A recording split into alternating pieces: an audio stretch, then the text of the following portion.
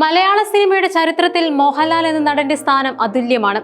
അസാമാന്യമായ അഭിനയ മികവ് കൊണ്ടും ഓരോ കഥാപാത്രത്തെയും തന്റെ ശരീരഭാഷയിലൂടെയും ഭാവങ്ങളിലൂടെയും പൂർണ്ണമായി ഉൾക്കൊള്ളാനുള്ള കഴിവും അദ്ദേഹത്തെ മലയാളികളുടെ പ്രിയങ്കരനാക്കി മാറ്റി. ഒരു സൂപ്പർ സ്റ്റാറിനപ്പുറം ഓരോ മലയാളിയുടെയും ജീവിതത്തിന്റെ ഭാഗമാണ് ലാൽ.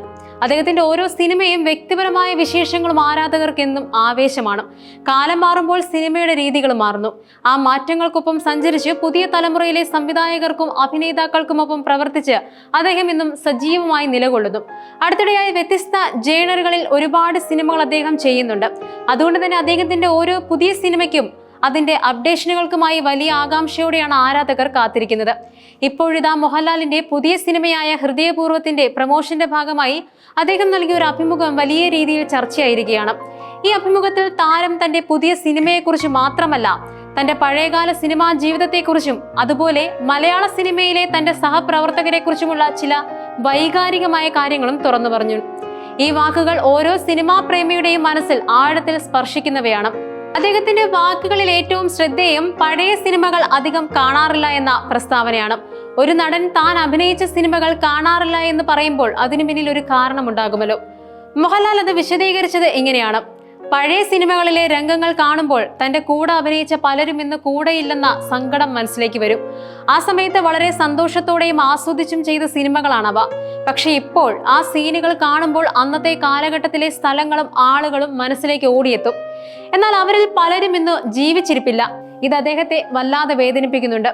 ഈ ദുഃഖം പങ്കുവെക്കാൻ അദ്ദേഹം ചന്ദ്രലേഖ എന്ന സിനിമയിലെ ഒരു രംഗത്തെക്കുറിച്ച് സംസാരിച്ചു. അടുത്തിടെ ചന്ദ്രലേഖ എന്ന സിനിമയിലെ ഒരു സീൻ കണ്ട് അതിൽ എനിക്ക് ചുറ്റും നിന്ന് അഭിനയിച്ച ആരും ഇന്നില്ല, ഞാൻ മാത്രമേ ഉള്ളൂ, വലിയൊരു സങ്കടമാണത് എന്നും അദ്ദേഹം പറഞ്ഞു. ഈ വാക്കുകൾക്ക് വലിയ ആഴമുണ്ട്. ഒരു കലാകാരൻ തന്റെ ജീവിതത്തിന്റെ വലിയൊരു ഭാഗം ചിലവഴിച്ചത് സഹപ്രവർത്തകർക്കൊപ്പമാണ്. അവരെല്ലാം ഒരുമിച്ച് ഓർക്കുമ്പോൾ ആ കൂട്ടായ്മ ഇന്ന് പൂർണ്ണമല്ല എന്ന തിരിച്ചറിവ് അദ്ദേഹത്തെ ദുഃഖിപ്പിക്കുന്നു. സിനിമയുടെ മായാലോകത്തിനപ്പുറം വ്യക്തിപരമായ ബന്ധങ്ങളുടെ ആഴമാണ് ഇവിടെ വെളിവാകുന്നത്. മോഹൻലാൽ ഈ ദുഃഖം തന്റേത് മാത്രമായി കാണുന്നില്ല.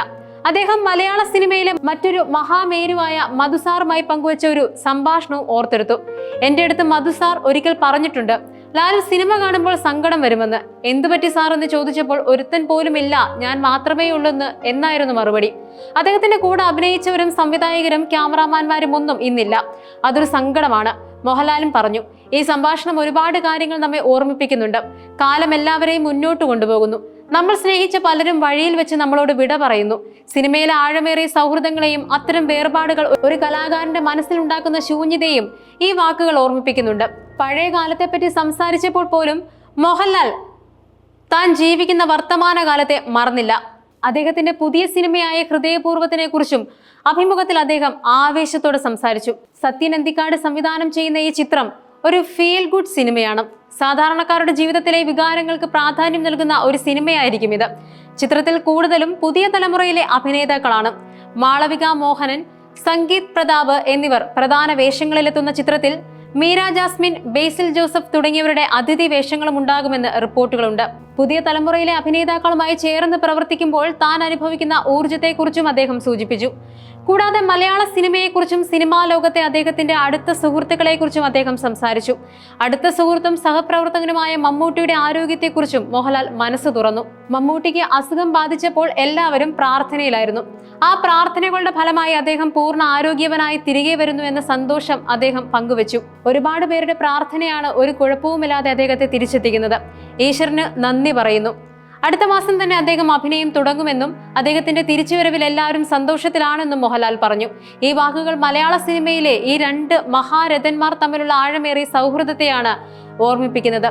മൊത്തത്തിൽ മോഹൻലാലിന്റെ ഈ അഭിമുഖം ഒരു സിനിമാ നടന്റെ വ്യക്തിപരമായ ജീവിതത്തിലേക്കും ചിന്തകളിലേക്കും ഒരു വാതായനം തുറന്നു തരുന്നു. സിനിമ എന്നത് വെറും അഭിനയം മാത്രമല്ല, അതിനപ്പുറം അത് ജീവിതത്തിന്റെ ഒരു ഭാഗമാണ് എന്നും ഓരോ കലാകാരനും തന്റെ സൃഷ്ടികളുമായി വൈകാരികമായി ബന്ധപ്പെട്ടിരിക്കുന്നുവെന്നും അദ്ദേഹത്തിന്റെ വാക്കുകൾ നമ്മെ പഠിപ്പിക്കുന്നുണ്ട്.